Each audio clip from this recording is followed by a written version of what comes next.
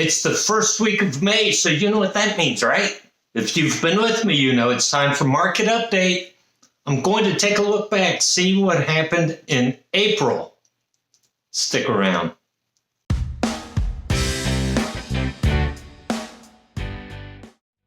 Hi, welcome back. My name's Joe Brown.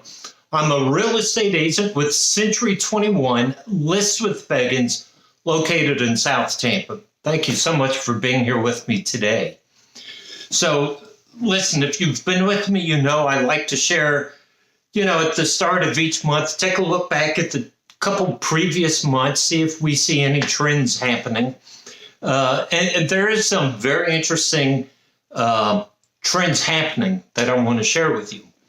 So just a couple caveats about the information I'm going to share. Number one, as always, I'm looking at the 5 zip codes of South Tampa, just the peninsula section. So 33606, 609, 611, 616, 629, those 5 zip codes. The second caveat, and this is important. So today I'm recording this on Friday, May 2nd, and I pulled the data this morning, May 2nd. Now that's important because agents have 3 business days to input information for the previous month. So in this case, April. So they really have until Monday to get all of April's information in.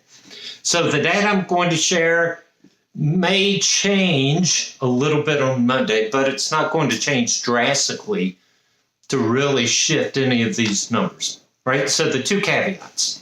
So let me get Steve, I need you to change the camera again. He starts the camera, moves away, gets distracted. So just give us a second. We'll get the camera reset, okay? Thanks. When Steve's on point, he's on point. But then there are other times. So let me put my chart up here.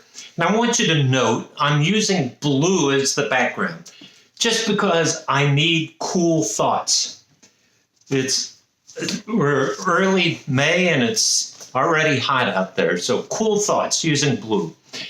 So we're looking at data from March and April. So the first numbers up here are active listings. And you can see active listings were up to 976 active listings. So for something else I was working on, I wanted to take a 10-year look. And you know where we were 10 years ago? 976 listings. So if you followed the trend, we were 900, we dipped, and then we're back up. So pretty much we're level for the 10 years. We had those periods of low inventory. Homes are selling very quickly. So inventory is up. Take a look at new listings. This number really surprised me. 339. Again, if you've been with me, I say on average for the year, we average about 250 homes per month going on the market. Now you see the past 2 months, we've been over 330. Is that right? Yeah, 330. So a lot of people putting their homes on the market. Now, I will tell you, some of those homes have been affected by floods. And so people just want to sell their homes and get out, move to other areas. So we have some of that. Look at days to sell. This is median, right? So again, median means it's as far as to the top as to the bottom. These are just right in the middle. But median days, we went from 42 to 27.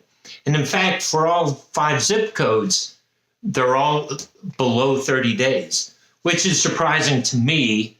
Homes are selling faster. Now, again, not all homes. There are some homes that have been on the market for months. So, but again, this is median. Take a look at the number of sales, right? And this surprised me. It may surprise you. sales is up to 198. Now, this is surprising only because if you listen to some news stations, some news items, they say, oh, the real estate market, sales are down. Well, at least for South Tampa, we did not see that from March to April, right? While I'm talking about that, let's just talk about the cycle. There is a market cycle. When we get to holiday season, so anywhere from Halloween through New Year's, we don't see a lot of activity. There's still activity. We don't see as much activity.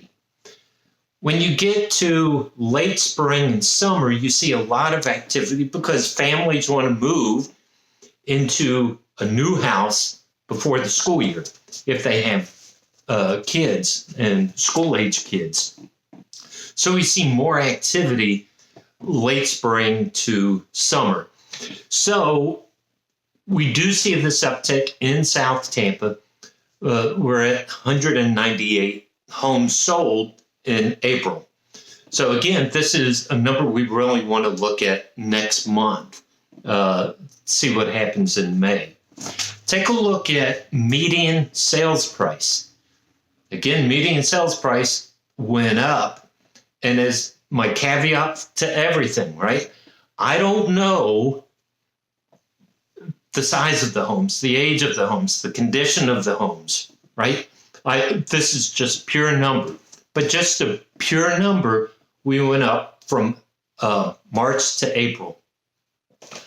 Take a look at the ratio, and this ratio is what a house sells for as opposed to what it was originally priced at. And again, if you're new, just to explain this, if I list my house for $500,000 and it doesn't sell, so I drop the price to $450,000 and it sells, well, my house sold for 90% of what I originally priced it at. So this is the ratio of what the house sold for as to what it was originally priced at. And you can see we're at 94.6, so just about a 5% difference. So again, if the house is listed at $500,000, you're looking at it would sell about $474,000, right? So that's about 5%. And then months of inventory, we went down from 6 months to 5 months because sales picked up. Sales picked up faster than new listings and active inventory. So the market is active, right? When you see months of inventory going down, that puts it more towards a seller's market. When it's a very strong seller's market, home prices accelerate faster. Now, I will tell you, and I mentioned this earlier, there are homes on the market that were flooded and now remediated, and so the people say, listen, it's a beautiful home, I just don't want to live here anymore. And it's very difficult to find buyers for homes previously flooded. And I get that. I understand that. So that's the condition for some of the homes. The other issue is interest rates. So interest rates came down. Yesterday it came out at 6.7. Interest rates have come down some. There are buyers that say, listen, we're not sure what's going to happen with the economy. You know, people, again, the media is talking about recession. Is there going to be a recession? What's happening with interest rates and mortgage rates? So unfortunately, I did not stay at a Holiday Inn last night, and so I can't tell you. My gut feeling is in a few months, interest rates are going to come down. If mortgage rates come down drastically, you're going to see buyer interest, buyer demand pick up, and home prices accelerate. And so the question is, do you pay a 6.7% interest now for a house at price X? Or do you wait for the price of the home to go up X plus some number, but you have a lower interest rate? Maybe I should do my video next week about that. Just about, well, what's a good price to buy? And what's the effect? What I say quite a bit, buy the house now, because the assumption is homes are going to appreciate over time. And the longer you wait to buy a home, you are losing that appreciation. So that's just my thought. Stick around. Next week, I'll dig deeper into price of the home to interest rates and what that means on a monthly basis for you. I hope this information was interesting to you and helpful. Maybe you're not in the market for a home, but absolutely share this with your friends and family who are shopping for a home. Go to my website, joebrownc21.com. You can search for homes. You can look at the listings I have. I have my blogs out there. There's a contact me button. You can message me, call me. I want to be your trusted advisor, right? So reach out. Let's see if I can help you. Thank you so much for spending time with me today. And until next week, take care.